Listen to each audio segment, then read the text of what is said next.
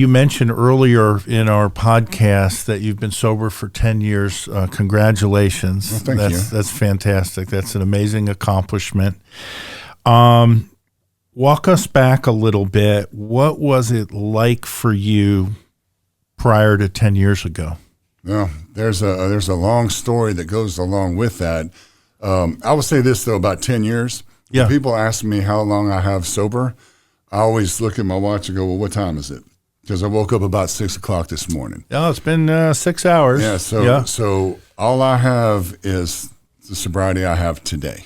Right. And I have to focus on that every day. It has to be one of the most important things in my life because I don't ever want to go back to who I was. Mm-hmm. So if you look at what happened in my life, if I can condense this story down, my childhood was fairly normal, but there were some things that happened that made me feel a certain way. You know, for example, I was introduced to pornography very young, like sixth grade. And it gave me a very warped sense of my own self-worth, comparing myself to these stories and these things that I saw as a child that hadn't gone through puberty. And it really caused me a lot of issues around that as I grew up with women and trying to figure out how all that works. That was a big one.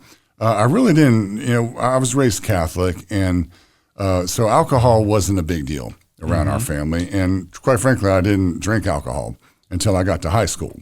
And then at Catholic high school in Baton Rouge, Louisiana, I can tell you that at the time, now we're talking about 1980, not 2013, it was part of the culture.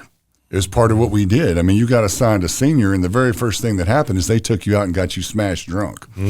And then as we went through high school, we would drink on, depending on what season it was, football or basketball season, drink on either Friday night or Saturday night.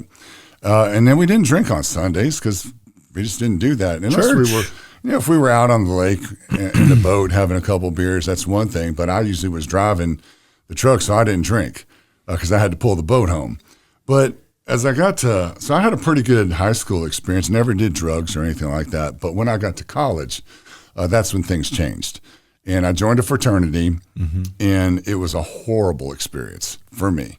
And a lot of that had to do with I really joined the wrong fraternity for the wrong reasons. I was in Sigma Phi Epsilon, Sig Ep, in the early 1980s. Oh, really? What was your fraternity? So it was Kappa Alpha. Okay. And my dad was a KA, and my older brother was a KA. Okay. I really should have gone to another fraternity, but I joined because of them. Okay. And the challenge there, if I'm honest about it, is my brother was 2 years older than me.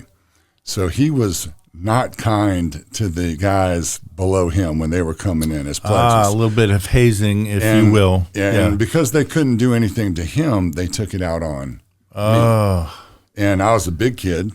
And so that was their opportunity to do something like that to somebody they would never normally be able to pick on. Kind of what would be now known as bullying, right? In a big way, but it was part of the deal. Yeah. You knew that going in. Oh, but yeah. It was miserable, Neil. I mean, when I tell you I hated it so much, I would sit across the street in a parking lot just looking at the house going, I don't want to go. I don't want to go there. And it finally got to the point where, they would ask you, what's my name, hometown, and major? And I go, man, I don't care. I don't even like you anyway. Yeah. And that was kind of when we decided that probably wasn't the right place for me. But it made me feel a certain way. Right. Made me feel like I didn't belong, that I was worthless, that nobody liked me. And I knew that wasn't the truth, but that kind of got down in my soul. And so I started, I noticed that the cool guys seemed to be smoking a lot of pot. Mm-hmm. So guess what I started doing? Smoking a little bit of dope here and there. Cannabis. Yeah, and I started dating a girl, and she was into heavy metal, and we're still friends to this day. Mm-hmm. But we dabbled, okay? We weren't hardcore users of anything, but it was back in the 80s, so ecstasy was a big deal. Mm-hmm. I think they call it something else today. I don't know what. But we did a little bit of that. We partied a lot. We drank a lot. We were big in the bar scene, and that was fine for a time. Right. It still wasn't unmanageable because I was in school and making good grades and doing all that. But when I was a junior, everything changed. I was playing basketball one night when I should have been studying because I had a calculus test the next day. Mm-hmm. And calculus is the one thing I never got. Okay, I'm just going to tell you right here. I'm the same way. I honestly don't understand it. But anyway, There's a guy, we used to call him Muscle Jesus. His name's Barry. He looked like Jesus, but he was big as a house. And he heard me talking about I had to study for this test. And he goes, hey, I got something that'll help you. I said, well, what is it? He goes, it's cocaine. I said, well, I've seen Miami Vice. Let's try it out. So we went back to his place and we did a little tiny line of that. And let me just tell you, when I did that, my reaction was, what was that? And how do I get some more? And that started a 23-year journey of drugs and women and alcohol and all this stuff, whereas none of the other stuff had really done that. And I used to always tell people, well, I never thought I was an alcoholic, but guess what? Turns out alcohol makes everything else sound like a good idea to me. So no alcohol, no anything, but I got really, really, really bad. I was really sick. And I managed to keep a job. I managed to move up somehow. But it got to a point where it was completely unmanageable. And I had been married a couple times, and the second marriage was falling apart. And a lot of that had to do with the drugs and the alcohol. There was a lot of other issues too. But my daily diet, this is what happened, okay? My daily diet looked like this. I would get up in the morning, and I lived in a big house, 5-bedroom house. I have a lot of kids. And my office was way on the other side of the house, and that's where I kept my Lortabs, my pain pills, because I didn't want to ever overdose on those and take too many at night, so I just kept them away from the bedroom. But I would get up, I'd go take one of those first thing in the morning because I thought I needed it, right? I had back issues, had problems, thought I needed it. Had a doctor that would prescribe me 90 at a time, so I always had them.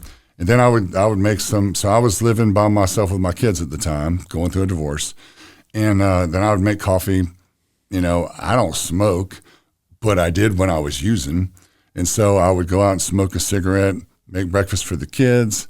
If I had some cocaine, maybe do a line of cocaine to wake up, take my kids to school. And then coming out of the school, I would remember when we had CD cases, I'd pull out a CD case, chop up a big old line of cocaine and bang it right as I was leaving the school. I think that's a felony. I'm pretty sure. But my life, if I told my whole story, it's full of could have gotten in trouble. Right. Should have been in jail. Should have been in prison. But for whatever reason, God protected me in my life. And that did not happen.